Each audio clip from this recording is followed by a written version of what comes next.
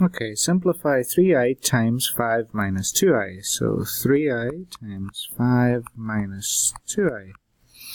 Okay, so we're going to just use distribution. We're going to multiply 3a by 5, and then we're going to multiply 3a by minus 2a. And remember, for multiplication, you do signs, then numbers, then letters, or variables. In this case, the letter doesn't represent a variable, but we use the same technique. So, first of all, 3i times 5. Well, 3i times 5 is 15i, and 3i by negative 2i is negative 2i.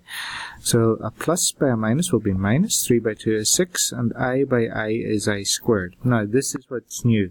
Okay, this is what's new. Whenever we see I squared in math from now on, we are going to automatically replace it with negative 1. Okay, remember, I is equal to the square root of negative 1. So I squared would be the square root of negative 1 squared. And the square root and the square cancel each other out, so you have negative 1. Okay, now going back to our problem.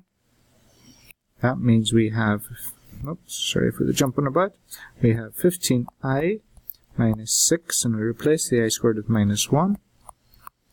So that's 15i minus 6 by minus 1. We multiply these two. Minus by minus is plus, 6 by 1 is 6. And that's our answer. 15i plus 6. Okay? Thanks for watching. Remember the key from this one? Replace I squared with negative 1 every time I squared comes up.